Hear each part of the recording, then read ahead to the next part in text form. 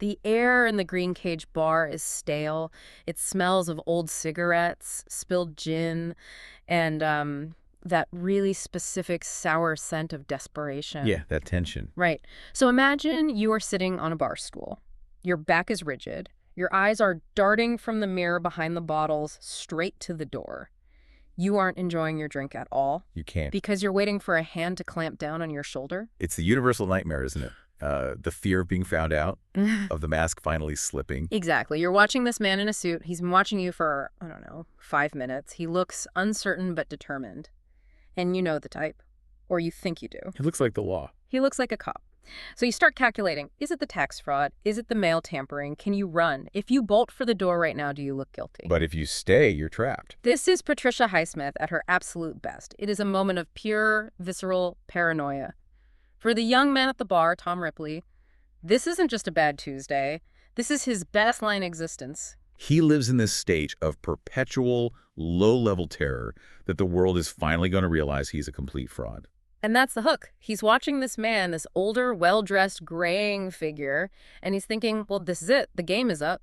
Right. The man approaches. Tom braces himself for the arrest warrant. He literally braces himself for the handcuffs. And instead, the man smiles. A friendly, hopeful, kind of desperate smile. And asks, pardon me, are you Tom Ripley? And in that split second, the trap door doesn't open beneath him. Instead, a ladder basically falls from the sky. Yeah. Because the man isn't a cop, he's Herbert Greenleaf, Yeah. a wealthy industrialist. And he isn't looking for Tom Ripley, the con artist, the nobody living in a squalid room with a shared toilet. No, he's looking for Tom Ripley, the Princeton man, the upstanding, wonderful friend of his wayward son, Dickie. It is the central irony that kicks off the entire nightmare. We are talking, of course, about Patricia Highsmith's 1955 masterpiece, The Talented Mr. Ripley. A book that is so much more than just a thriller. If you read it carefully, it's a deep psychological study of identity, of class envy, and, perhaps the most unsettling look at sociopathy in 20th century literature. It really questions the very nature of self. Are we who we are, or are we who we pretend to be? Absolutely. Today, we are going on a journey inside that head for this deep dive, and I want to be clear about our mission here.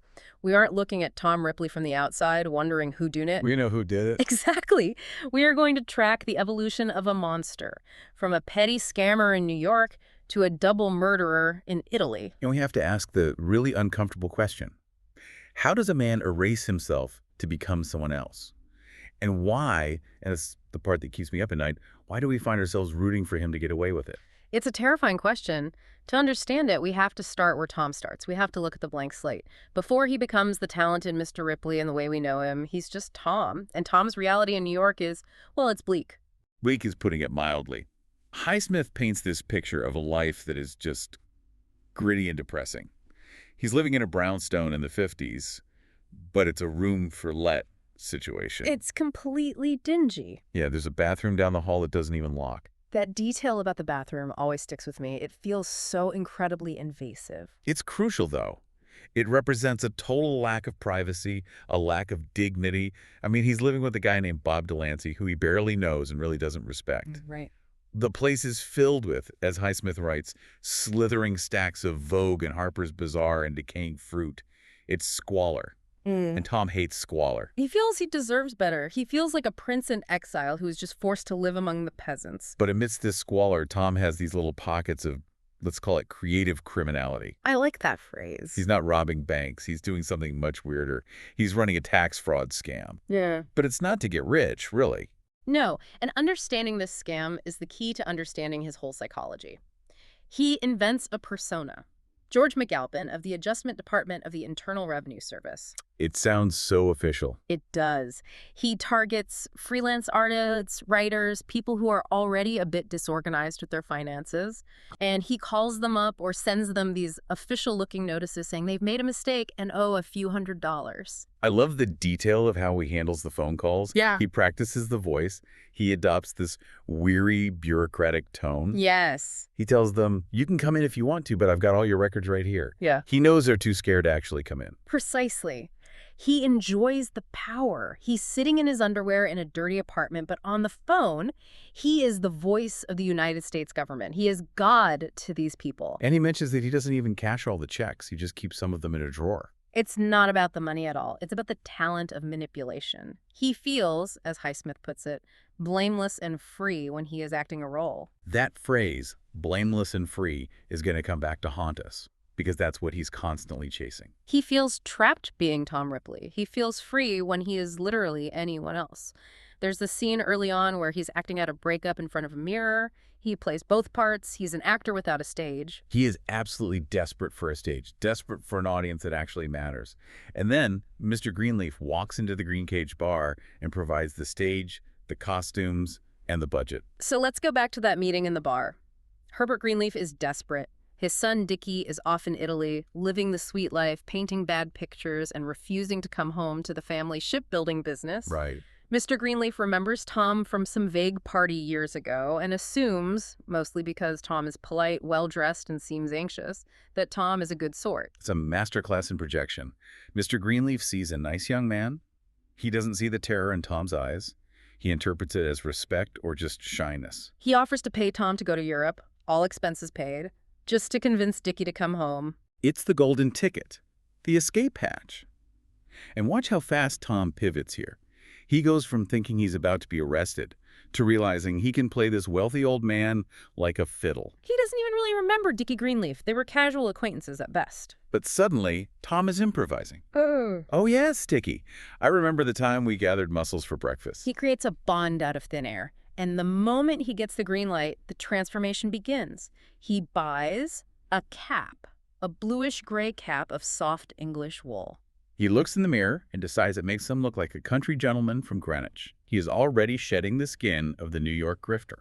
He's literally costume designing his new life before he even gets on the boat. He's leaving behind the second-rate people he knows. He views this trip not as a job, but as a chance to wipe the slate clean. A clean slate.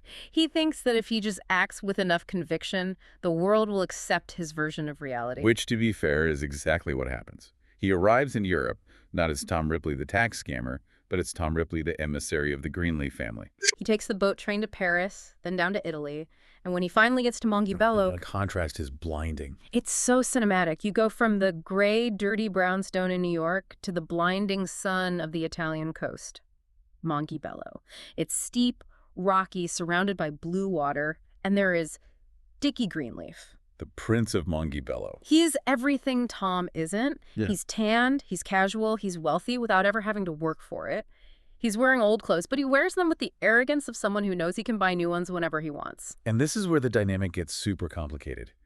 Tom doesn't just want to be Dickie's friend. He studies him. Yes. He watches how he walks, how he gestures, how he pours a drink. He covets Dickie's essence. He looks at Dickie and thinks, that is what a human being is supposed to be. Free. Unburdened. But there is an obstacle in the way. Marge Sherwood. The good egg American girl. She's living nearby. She's in love with Dickie, or at least she thinks she is. And she is the one person who looks at Tom and thinks, something is off here. Marge represents reality. She represents the tether to the conventional world that Dickie is trying to escape. But she's also the intimacy that Tom can't quite penetrate. Tom looks at Marge and sees someone cluttering up his perfect picture. He wants Dickie all to himself. He wants to absorb Dickie's lifestyle. He really hates the way Marge looks at him, that constant suspicion. And yet, Tom is incredibly charming. He manages to worm his way in. He actually tells Dickie the truth about his father sending him, and they have a good laugh about it. It bonds them. They become conspirators against the father. But Tom pushes it too far. He always does. There's a hunger in Tom that can't be satisfied with just friendship. He moves into the villa. He starts wearing Dickie's clothes when Dickie isn't looking. And we see this in what I think is the most excruciating scene in the first half of the book. The mimicry scene. Oh, this scene gives me chills. Dickie is away. Tom goes into Dickie's room. He puts on Dickie's gray flannel trousers. He puts on Dickie's jacket. He puts on his shoes. He stands in front of the mirror. He isn't just playing dress up here. He is actively becoming Dickie. He starts talking to the mirror. He adopts Dickie's exact voice, the register, that little growl in the throat. He starts acting out a scene where he, as Dickie, breaks up with Marge. He's strangling the air, imagining it's Marge's throat, screaming, "Marge, you must understand that I don't love you." And then the door opens. And Dickie is standing there. A shame. I can feel the shame just reading it. Dickie stares at him. He's not amused at all. He's thoroughly disgusted. He says, "Tom, are you crazy?" It's the look of someone seeing a cockroach in their bedroom. It is the absolute fracture point. Huh. Up until now, Tom actually thought he was blending in. He thought he was becoming an equal. Right. In that exact moment, Dickie looks at him and just sees the desperate, clinging, weird little man from New York. The illusion is completely shattered. Tom realizes he is tolerated, maybe even pitied, but he will never belong to this world as Tom Ripley. And from that moment on, the clock is ticking. Dickie starts pulling away. He's cold. He's visibly annoyed by Tom's presence. He agrees to one last trip to San Remo, almost as a way to say goodbye to Tom, to just cut him loose. The trip to San Remo is a masterpiece of tension. They are on a train, and Dickie is bored, hostile, barely speaking. Tom is sitting opposite him, just stewing. He feels this mixture of intense affection and absolute hatred. He hates Dickie for rejecting him. He hates Dickie for being so casual about the magical life he possesses. They get to San Remo. Tom suggests they rent a small boat, just the two of them. And the water is completely empty. The isolation is absolute. This is where the switch flips. It's shocking how practical Tom is about it. He thinks, I have to do this. It's not a crime of passion in the traditional sense. He's not screaming in rage. He looks at Dickie, sees the entitlement, sees the rejection, and thinks, if I kill him, I can become him. He grabs the oar. The brutality of it is just startling. He beats Dickie to death, but then Highsmith gives us the sensory details that make it so horrifyingly real. It's not a clean movie kill. It's messy. There's blood everywhere. And then there's the boat. The boat. He ties stones to Dickie's body and sinks him. That part works, but then he has to sink the boat itself. He fills it with water. He thinks it's going down, and then it bobs back up. That moment of sheer panic, the unsinkable object. He has to maneuver it, physically struggle with it. It's a battle against the evidence of his crime. Finally, he manages to sink it. He swims to shore. And here's a key psychological insight. Tom walks onto the beach, wet, exhausted, having just brutally murdered his friend, and he doesn't feel guilt. Not an ounce. He feels like he has wiped the slate clean. He feels a tremendous sense of relief. He hasn't killed a person. He has removed an obstacle. He has destroyed the thing that was making him feel inferior so that he can finally become this superior version of himself. And now begins the great usurpation. Part 3 of our dive. Tom Ripley is dead. Long live Dickie Greenleaf. This is where the talent in the title really comes into play. It's not just about lying. It's about the actual mechanics of identity theft. Remember, this is the 1950s. No digital databases, no biometric scans. Identity is just paper. Identity is a passport photo and a signature. Tom gets right to work. He modifies his own passport photo with hair dye and changing his expression. He practices Dickie's signature for hours. He doesn't just copy it. He learns the flow of it until it feels totally natural. He writes to the banks. He sets up this elaborate system where Tom Ripley is supposedly traveling and Dickie Greenleaf is moving to Rome, the Bank of Naples versus the Bank of New York. And the fascinating thing is his internal justification. He tells himself, I am not stealing. I am maintaining the status quo. He really convinces himself that he is doing exactly what Dickie would have done. He is spending Dickie's money, wearing Dickie's clothes, living Dickie's life, but in his mind, he is honoring Dickie's existence by living it better than Dickie ever did. He moves to Rome, he gets a beautiful apartment, he starts studying art, and he knows he's a bad painter, just like Dickie, but he plays the role perfectly. And the confidence. That confidence is the drug. When he was Tom, he was timid, stuttering, afraid of the waiter. When he is Dickie, he is generous, he tips well, he treats people with kindness.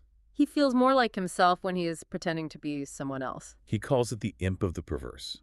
He knows he's walking a tightrope, he knows one slip-up ends it all, but he loves it. He feels like the entire world is watching him like an audience, and he is giving the performance of a lifetime. But every performance has a critic. And in walks Freddie Miles. Ugh, Freddie Miles. If Marge was an annoyance, Freddie is a wrecking ball. He's an old friend of Dickie's, and he tracks Dickie down to the apartment in Rome. He knocks on the door. And this scene is pure high-tension horror. Freddie is big, loud, and incredibly observant. He walks in and he sees Tom. Now, Freddie knows Tom slightly, or knows of him, but he expected to see Dickie. He looks around the apartment. He sees the furniture. He sees the clothes. He sees Tom wearing Dickie's jewelry. The ring, that distinct green ring. And Freddie isn't stupid. He's boorish, definitely, but he's not dumb. He says, where's Dickie? Tom lies. He says Dickie is out to lunch. But Freddie says the maid said he was here. The web just starts to tangle immediately. Freddie notices the shoes Tom is wearing. He notices absolutely everything. The confrontation is so awkward, it's not a shootout, it's a bad social interaction that turns lethal. Freddie catches Tom in a lie about the lunch. He looks at Tom with this dawning suspicion. What have you done with him? It's the unspoken question hanging right there in the air. And Tom realizes Freddie knows, or he's about to know. And if Freddie leaves that apartment, it's all over. So the heavy glass ashtray. It's a brutal, desperate, messy murder. The first murder, Dickie, was calculated, almost elegant in Tom's twisted mind. This is a street fight. Exactly. He bashes Freddie's head in. Freddie falls. He's heavy. He's complete dead weight. The source material goes into such vivid detail about the physical effort of moving the body. He has to drag this massive, limp man down the stairs without the landlady, Senora Buffy, hearing a thing. He has to prop him up like he's just drunk. He has to get him into Freddie's own convertible. And he drives him out to the Appian Way, this ancient road outside Rome, and dumps him among the tombs to make it look like a robbery gone wrong. But now the stakes have skyrocketed. He hasn't just killed a friend in a boat where no one saw. He has killed a prominent American in Rome. The police are going to be involved. And this leads us to part 5, the cat and mouse game. This is where the book shifts from a psychological drama to a full-on procedural thriller. The police find Freddie's body. They connect Freddie to Dickie. Enter Tenente Roverini. He's the Italian detective. He comes to question Dickie Greenleaf. So Tom has to play the role of the innocent, slightly confused Dickie. But here is a twist, and it is a stroke of absolute genius on Highsmith's part. The police suspect Dickie of killing Freddie. Tom has framed the man he is actively impersonating. Which is a massive problem, because if they arrest Dickie, they arrest Tom. Exactly. He has painted himself into a corner. He realizes that Dickie Greenleaf is no longer a safe harbor. Dickie is now a prime suspect. So Tom has to kill Dickie again. He decides Dickie must disappear. He moves to Venice. He decides that Dickie will commit suicide. It's the only way to explain the disappearance and get the police off his back. So he reverts to being Tom Ripley. But he can't just switch back and forth like a light switch. He has Marge to deal with. Marge comes to Venice. She is worried sick. She thinks Dickie's depressed. She thinks Tom is the loyal friend helping out. And then the rings. The damn rings. This is the moment where the house of cards should collapse entirely. Marge is in Tom's house in Venice. She's looking for a pair of socks or something, and she finds a little box. She opens it, and there are Dickie's rings. The green one and the signet ring. Yeah. The ring Marge said Dickie would never take off. Marge turns to Tom. She holds them up. She says, Tom, where did you get these? If I were Tom, I would have fainted right there. I would have confessed everything. Tom doesn't faint. He actually considers murder again. He looks at her shoe. She's wearing heels, and he thinks, I could hit her with the heel of the shoe. I could push her into the canal.